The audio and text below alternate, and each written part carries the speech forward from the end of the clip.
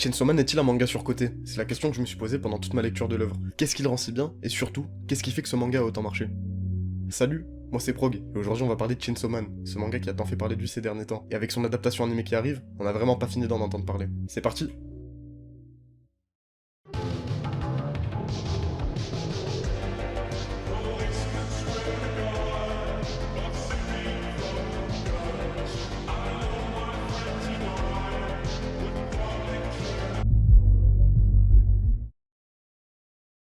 Lui, c'est Denji, un Devil Hunter qui se retrouve à chasser des démons dans le but de rembourser les dettes de son père décédé. Mais il est pas seul, il est accompagné d'un chien démon avec lequel il est devenu ami, qu'il appelle Pochita. Ça paraît peut-être évident, mais je pense que c'est important de préciser que c'est un chien tronçonneuse. Vous comprendrez. Un jour, l'homme qui l'engage lui donne une mission, tuer le démon zombie. Denji accepte mais il se retrouve trahi par l'homme qui l'a engagé, qui voulait en fait passer un pacte avec ce démon en lui offrant la vie d'un Devil Hunter. Il se fait tuer par l'armée de zombies créée par ce démon et se retrouve découpé avec Pochita. À ce moment-là, on pense que c'est fini pour Denji, qu'on vient tout juste de rencontrer. Mais contre toute attente, Pochita décide de fusionner avec lui, et devient son cœur. Grâce à ça, Denji est sauvé, et Pochita habite maintenant en lui. Ce que Denji apprend très vite, c'est qu'en fusionnant avec Pochita, il va récupérer ses pouvoirs. Étant maintenant une créature mi-homme mi-démon, il a la possibilité de se transformer en homme tronçonneuse, devenant ainsi le Chainsaw Man, d'où le nom du manga. Bref, grâce à ses nouveaux pouvoirs, il viole littéralement le démon zombie, puis après son massacre, une organisation qui était déjà sur les traces de ce démon débarque. En voyant que Denji s'était déjà occupé de son cas, Makima, une mystérieuse femme qui travaille dans cette organisation, décide de le recruter. Elle lui promet au passage tous les petits déjeuners et les repas dont il a tant rêvé pendant qu'il était dans la pauvreté. Bon, ça c'est pour le petit résumé. Je pense que vous vous doutez que ça s'arrête pas là. Et je vous rassure, ça part hyper loin. Je dirais même beaucoup trop loin. Dans cette vidéo, on va aborder plusieurs points et aspects du manga. Et à la fin, on fera une conclusion dans laquelle je vous dirai si je trouve ce manga surcoté ou non. C'est parti!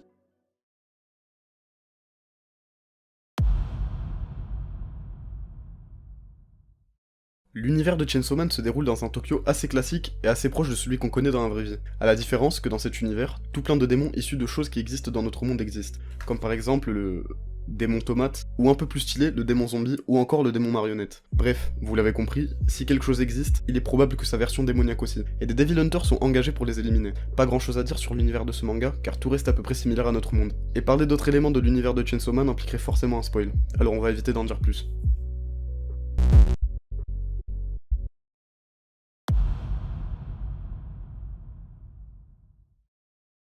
J'enchaîne avec un point sur lequel j'étais très partagé pendant toute ma lecture. Les dessins dans Chainsaw Man sont très brouillons, un choix volontaire de la part de Tatsuki Fujimoto, l'auteur du manga. Selon beaucoup de fans, les planches assez brutes et peu détaillées font une grande partie du charme de ce manga. Avec des dessins très simplistes, le lecteur se concentrera plus facilement sur d'autres aspects des personnages, comme leur personnalité, leurs relations entre eux, et surtout, le cœur de l'histoire. Cette simplicité dans le dessin les rend plus faciles à apprécier et y ajoute une certaine douceur, car il n'y a pas de détails à droite à gauche, ce qui permet une lecture et une vue d'ensemble plus agréables.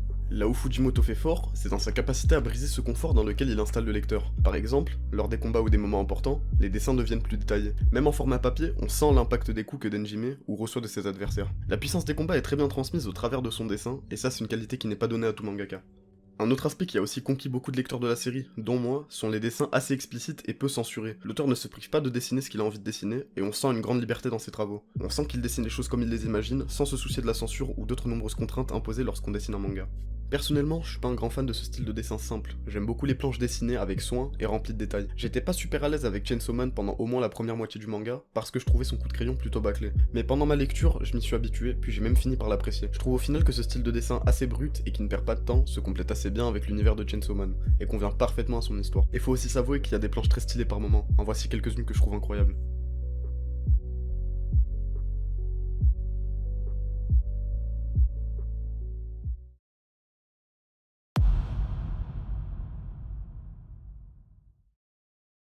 Au départ, j'ai eu beaucoup de mal à entrer dans l'histoire de Chainsaw Man. La lecture est agréable, les chapitres se lisent tranquillement, mais pour ce qui est de l'histoire en elle-même, j'ai eu du mal à me sentir impliqué dedans. En voyant tous les avis parlant de Chainsaw Man, dont la plupart disaient que c'était sûrement l'un des meilleurs mangas qu'ils aient lus, je me disais que l'histoire devait être incroyable. Peut-être même un truc à la SNK ou à la One Piece. J'avais placé la barre très haut pour ce manga, peut-être même un peu trop haut, ce qui a créé une grosse différence entre mes attentes et ce que Chainsaw Man m'a apporté. Je prenais l'histoire beaucoup trop au sérieux, ce qui est une énorme erreur à ne pas faire en lisant ce manga. Il est là pour être lu, sans se prendre la tête, et simplement kiffer ce qui s'y passe. Le contexte est directement mis en place, mais il y a pour moi un problème principal. Le fil conducteur, ou l'objectif final à atteindre. Si vous analysez les mangas, vous verrez que tous, ou en tout cas la plupart, sont dirigés par un objectif principal, un but que le protagoniste doit atteindre. Parfois, ils sont directement cités, et dans d'autres cas, cet objectif met du temps à arriver ou à être compris par le lecteur. Prenons par exemple One Piece. On sait dès le premier chapitre que Luffy veut devenir le roi des pirates. Dans Naruto, celui-ci veut devenir Hokage. Dans Hunter x Hunter, Gon veut devenir un Hunter et retrouver son père. Et j'en passe énormément. Bien sûr, de l'autre côté, beaucoup de mangas ne révèlent pas leur vrai objectif, ennemi ou but à atteindre dès le début. Bref, ça c'était la petite parenthèse.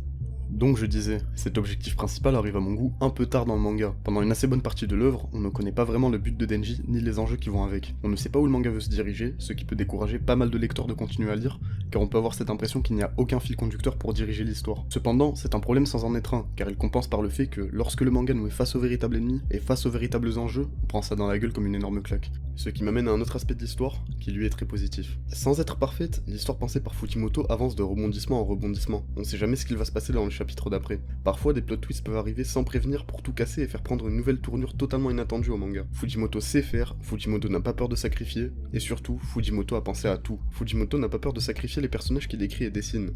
Il aime torturer le lecteur et lui faire comprendre que personne n'est à l'abri de la mort. Pas même les personnages les plus importants du manga, ou même ton personnage préféré. Il n'a aucune pitié, et grâce à ça il crée une excellente sensation d'angoisse et de stress tout au long de l'histoire, car on ne sait tout simplement pas si le personnage concerné va survivre à l'issue de son combat. Personne n'est à l'abri, pas même Denji. Et rares sont les mangas qui ne donnent pas cette impression d'invincibilité au protagoniste, et qui le placent sur le même pied d'égalité qu'un citoyen lambda face à la mort. Car au final, perso principal ou pas, on est tous égaux devant la mort.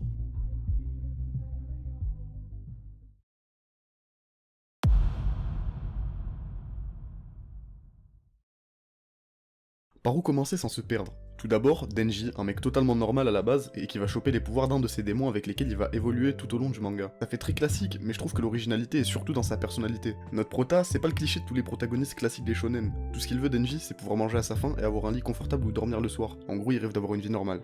Ah oui, et aussi, il est obsédé par l'idée de pouvoir un jour toucher des seins. Oui bon, fallait bien qu'il soit un peu pervers aussi. Il faut aussi parler des personnages secondaires. Il y a tout un cast de personnages tous aussi uniques que les autres. Bien que pas mal soient assez oubliables selon moi, d'autres ont un développement très intéressant durant toute l'avancée de l'histoire, qu'ils soient personnels ou relationnels. Et bien sûr, chacun ont leur personnalité bien à eux. Denji va progressivement avancer dans cet univers, ainsi que dans ses relations avec ses camarades et dans sa façon d'être. Beaucoup de personnages secondaires connaîtront une évolution constante dans l'univers assez spécial de Chainsaw Man, ainsi que des explications quant à qui ils sont aujourd'hui et comment ils en sont arrivés là. Le tout est très bien amené par un storytelling bien ficelé de la part de l'auteur, et une dynamique et une logique rendant la progression de l'histoire fluide et cohérente.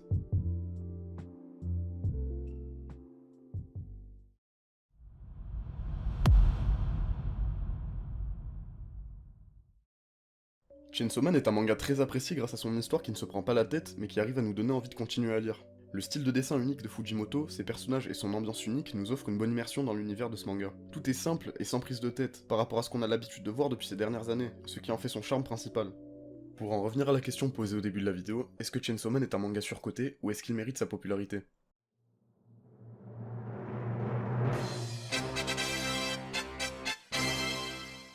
Personnellement, non. Je pense pas que Chainsaw Man soit surcoté, et surtout, je comprends la popularité que ce manga a amassé au cours de ces dernières années. On nous a tellement habitués à avoir des shonen qui se ressemblaient tous autant les uns que les autres, que quand Chainsaw Man est arrivé, tout le monde a vu ça comme une vague de fraîcheur, quelque chose de nouveau au milieu de tous ces shonen sans âme. Car oui, Chainsaw Man casse les codes du shonen classique et y apporte énormément de nouveau, et ça a fait l'unanimité chez la majorité des lecteurs. Personnellement, j'ai aimé lire ce manga, et malgré certains moments où j'ai eu du mal à rentrer dans son univers, j'ai compris ce qui faisait que ce manga était si apprécié, sans pour autant être exceptionnel. Je l'ai pas surkiffé comme beaucoup de gens l'ayant lu, mais je l'ai apprécié et j'ai fini par m'attacher à son univers et ses personnages auxquels je n'accordais pas tant d'importance au début de ma lecture. Pour ma part, c'est un grand oui, et je conseille à tout fan de manga de lire Chainsaw Man. Je le placerai pas au sommet de ma liste, mais il en vaut le détour. Voilà, c'est la fin de cette première vidéo sur ma chaîne. J'espère qu'elle vous aura plu et que pour certains, elle vous aura donné envie de commencer Chainsaw Man. Faites-le moi savoir en lâchant un petit like et en vous abonnant si vous voulez en voir plus. Je vous invite aussi à laisser votre avis en commentaire et à débattre sur les points que j'ai abordés sur cette vidéo. Je me ferai un plaisir de les lire et d'y répondre. C'était Prog, n'oubliez jamais de kiffer, et à bientôt.